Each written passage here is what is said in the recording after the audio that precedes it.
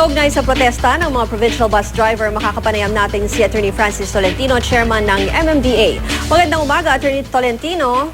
Magandang umaga po sa inyo, Ruth, at sa inyong mga taga-subaybay. Sir, kahapon po, kapansin-pansin na konti lang yung mga biyahe ng mga bus dyan nga sa may terminal dyan po sa may Ross Boulevard. Ano, nakumpirma nyo ba kung nagtigil pasada nga ba sila at kung totoo nga yun, ay kung may parusa nga po ba? Totoo po yun. Talagang kapuna-puna at ito po ay bahagi ng naging protesta nila.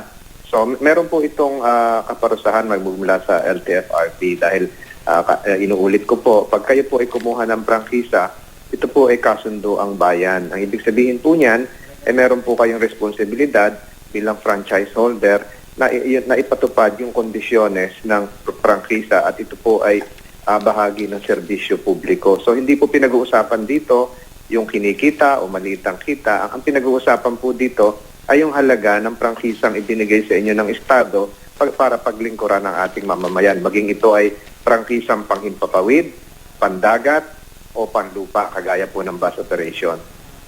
Chairman, nabanggit nyo na yung hindi siya usapin ng kita, pero yan po yung isa sa mga issues na binabanggit nitong mga bus drivers at mga bus operators na dahil nga daw po dyan sa terminal na yan ay napaikli yung ruta, kaya din nabawasan yung kanilang kita. Ano pong reaksyon nyo dyan? Hindi po totoo yan kasi dati po nagbabayad sila ng 240,000 a month na terminal fee. Dito po sa terminal na ito, libre po sila. Kaya nga po last week nag-hearing sa LTFRB, ang hinihiling ko dahil may savings yung mga bus operator, idagdag na pansweldo ng bus drivers at konduktor at bawasan na rin between 8 to 20% ang pamasahe ng mga estudyante at mga senior citizens at lahat na nagaling ng Cavite. Tinututulan nila yon, sila nag-oppose at ngayon pinapakita nila na maliit ang kita nila. Hindi po totoo yon dahil libre po ang paggamit nila ng bus terminal sa Southwest. Sir, isa rin po sa nabanggit nila ng mga operators and drivers na kung pwede raw po ay papasukin na lang din sila at bigyan sila ng iba pang terminals within the city like within Manila or Pasay. Amenable po ba kayo doon at willing po ba kayo na magkaroon ulit ng dialogue with them? Hindi po kailangan ng dialogue tungkol doon kasi meron pong executive order na nilabas ang Pangulo na ang bus terminal ay doon po sa Southwest. At meron din pong nilabas na amended franchise ang LTFRB na ang kanilang ruta at prangkisa ay doon magtatapos sa Southwest. Nakalimutan po nila na ang pagtatalaga po ng integrated terminal na kinagawa sa ibang bansa ay bahagi ng traffic management scheme at environmental anti-pollution scheme ng pamahalaan. So, ito po siguro yung nakakaligtaan nila. Gusto nilang bumalik uli sa dating gawi na kung saan-saan babalabalagbag, ang kanilang paradahan ay sa Karsada, sa Baclaran, sa Pasay Top Rotonda na nagdudulot ng trapiko. Ulitin ko po, ang premise po nito, ang provincial buses ay para sa probinsya. Ang city buses ay para sa city at sa commuter operations. Chairman Tolentino, last na lang po.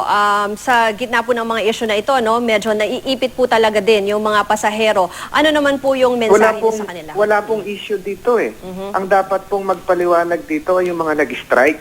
Ang atin pong talagang tinutulungan dito at dapat matandaan ng operator, ang tulungan nila ay yung mga pasahero. Kaya nga, nag-file po ako ng petition para babaan yung pamasahe. Ang umaayaw po nito ay operator. Kaya po ini-improve po natin yung terminal. Meron po tayong mga bubong, meron tayong mga comfort room, meron tayong passengers lounge na wala naman po dati doon sa Pasay Top Rotonda. Wala pong bubong doon, walang nurse, walang wheelchair, walang mga porter, walang security, walang police. Hindi gaya po dito sa integrated bus terminal.